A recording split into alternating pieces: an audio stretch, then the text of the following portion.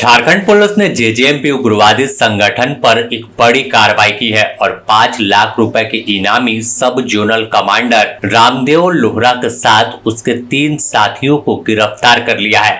इनके पास से घातक हथियार और ऑटोमेटेड राइफल बरामद किए गए हैं। साथ ही उग्रवादी जो सामान इस्तेमाल करते थे जंगल में, उसे भी बरामद किया है। पूरे मामले का खुलासा गुमला पुलिस अधीक्षक हारिस बिंजमा ने प्रेस कॉन्फ्रेंस कर किया, जिसमें उन्होंने बताया कि पुलिस को गुप्त सूचना मिली थी कि जेजेएमपी का सब जोनल कमांडर 5 लाख का इनामी रामदेव लोहरा किसी बड़ी वारदात को अंजाम देने और संगठन को फिर से सक्रिय करने और उसे विस्तार करने को लेकर लगातार क्षेत्र में घूम रहा है। जिसके बाद एक स्पेशल ऑपरेशन की शुरुआत की गई और कार्रवाई करते हुए आईपीएस अनुमंडल पुलिस पदाधिकारी चैनपुर श्रुति के नेतृत्व में टीम बनाया गया।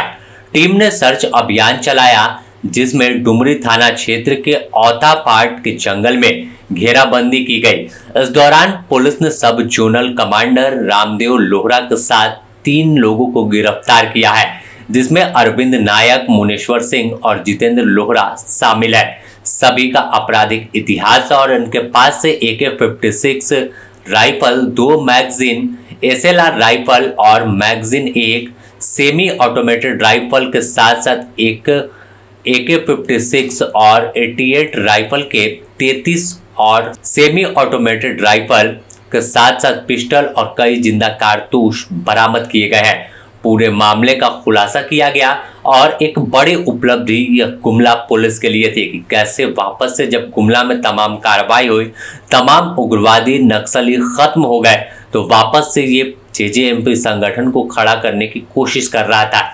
ऐसे में पुलिस की सटीक इनपुट के आधार पर कार्रवाई हुई और आखिरकार इस संगठन को खड़ा होने से पहले ही वापस से जमींदोज किया गया और इनके तमाम साथियों की गिरफ्तारी कर सलाखों के पीछे भेजा गया है। सूचना के आधार पर हम लोगों ने एक टीम का निर्माण किया।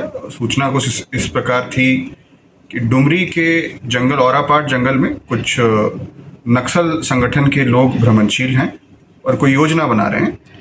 जो अभियान में जो टीम गई उसका नेतृत्व SDPO चैनपुर कर रही थी और साथ में विभिन्न थाना के थाना प्रभारी और QRT टीम शामिल रही। जंगल में ऑपरेशन को चलाया गया, सघन छापेमारी की गई। उसमें कुछ व्यक्ति हम लोगों को सामने मिले जो पुलिस को देखकर उन्होंने भागना शुरू कर दिया। फिर जब घेराबंदी की गई और उनको बताया गया कि आप चारों तरफ से घेरे गए हैं, आपको आत्मसमर्पण करना चाहिए, तो तत्पश्चात उन लोगों की अरेस्टिंग होती है। जो अरेस्टेड लोग हैं उसमें एक व्यक्ति जेजेएमपी का सब जोनल कमांडर है जिसका नाम रामदेव लोहरा है। उसके साथ 3 व्यक्ति और पकड़े जाते हैं। एक व्यक्ति एरिया कमांडर है, बाकी 2 लोग जो हैं वो दस्ता के सदस्य हैं। रिकवरीज जो उनके पास से होती है मैं आपके लिए डिटेल पढ़ देता हूँ। एक AK-56 रिकवर हुआ है, उसके साथ एक SLR रिकवर हुआ, एक राइफल रिकवर हुआ, एक पिस्टल रिकवर हुआ है और एक कट्टा रिकवर हुआ है। साथ ही साथ 146 लाइव राउंड्स अलग अलग वेपन के रिकवर हुए हैं। एक बाइक रिकवर हुआ है, वॉकी टॉकी रिकवर हुआ है, कुछ पैम्फलेट्स रिकवर हुए हैं और मोबाइल फ़ोन्स रिकवर हुए हैं। आज इन सब लोगों को हम लोग अरेस्ट कर फॉरवर्ड कर रहे हैं। इनमें किसी भी इनाम पे भी था सर?